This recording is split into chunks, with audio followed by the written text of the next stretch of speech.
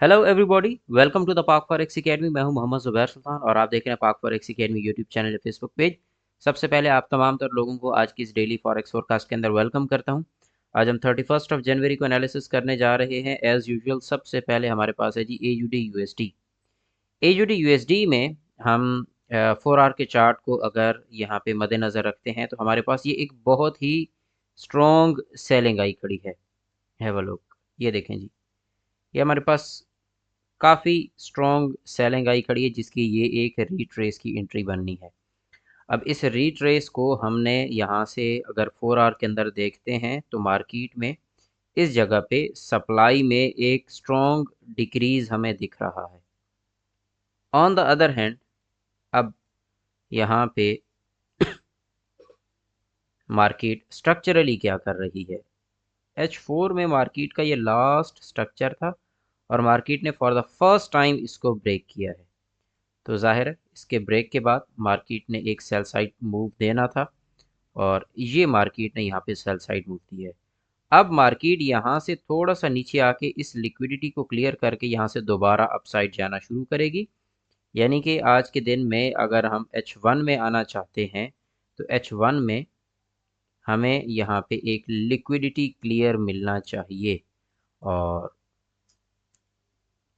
उस पर्पज़ के लिए हम यहाँ पे ये हमारे पास लोअर लो लगा है। ये देखें, मैं इस ड्राइंग को डिलीट कर रहा हूँ। ये हमारे पास लगा है जी लोअर लो, ये देखें।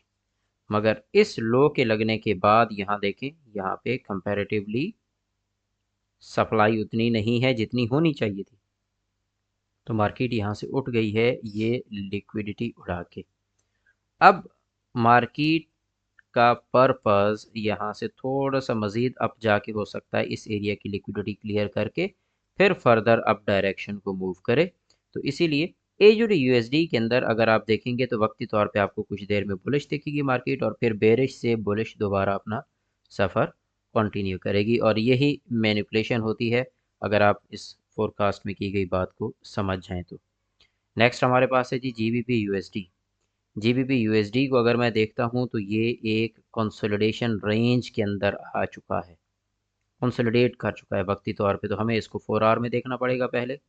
और अगर हम इसको 4 आवर में देखते हैं तो 4 आवर में हमारे पास यहाँ पे सबसे पहले ये सेलिंग है और इस सेलिंग का ये एक रिट्रेस एंट्री का एरिया है और मार्केट यहाँ से वक्ती तौर पे सेल बैठा के अपसाइड से लिक्विडिटी और फिर ये सेल। तो यहाँ GBP USD में भी फुल टाइम मैनिपुलेशन का जोन आया खड़ा है, लिहाजा अगर ये वक्ती तौर पे सेल जाती है तो फिर इसने बाय उठ जाना है। Be careful. नेक्स्ट हमारे पास है जी USD JPY। USD JPY जब तक इस एरिया का ब्रेक नहीं देता, ब्रेक एंड क्लोज नहीं देता, आपने यहाँ से बाय की एंट्री नहीं पकड़नी। इस स्ट्रक्चर को देखते हुए, इस स्ट्रक्चर को देखते हुए आप यहाँ से इस तरह से बाय नहीं जाएंगे अनटिल और अनलेस के मार्केट में आपको ये एरिया क्लियर मिले।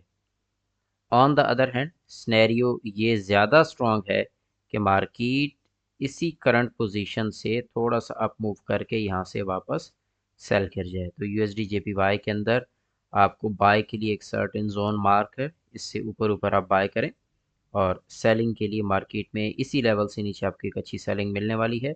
द रीज़न इज़ कि यहाँ पे इंक्रीजिंग सप्लाई है। अब हमें शॉर्टर टाइम फ्रेम में लाइक H1 या M15 के अंदर यहाँ पे डिक्रीजिंग डिमांड के साथ मार्केट जैसे ही कोई लो ब्रेक करेगी तो हम USD JPY में सेल साइड पे शिफ्ट हो जाएंगे। नेक्स्ट हमारे पास है जी USD CAD।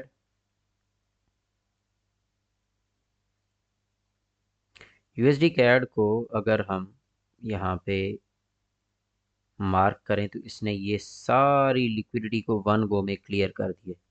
अब अपसाइड पे लिक्विडिटी क्लियर करने के बाद मेरे पास ये एक सिंपल सा एरिया है। इसके ब्रेकआउट के बाद मैं यहाँ से क्या हूँ, सेलर। क्यों? क्योंकि मार्केट यहाँ से अप जा रही है मगर इसमें कोई स्ट्रॉन्ग बाइंग नहीं है।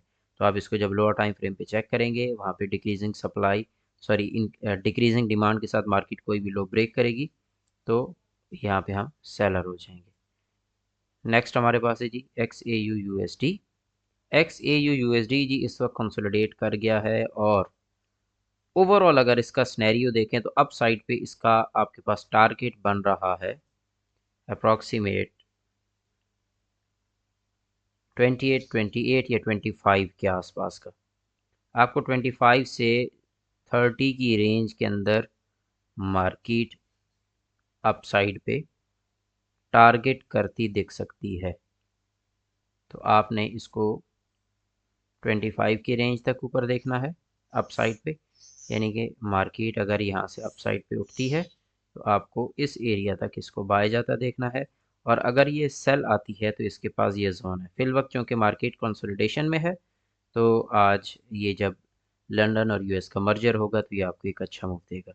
इंशाल्लाह नेक्स्ट एनालिसिस में मुलाकात होगी। अपना ख्याल रखिएगा। Take care. अल्लाह हाफिज़।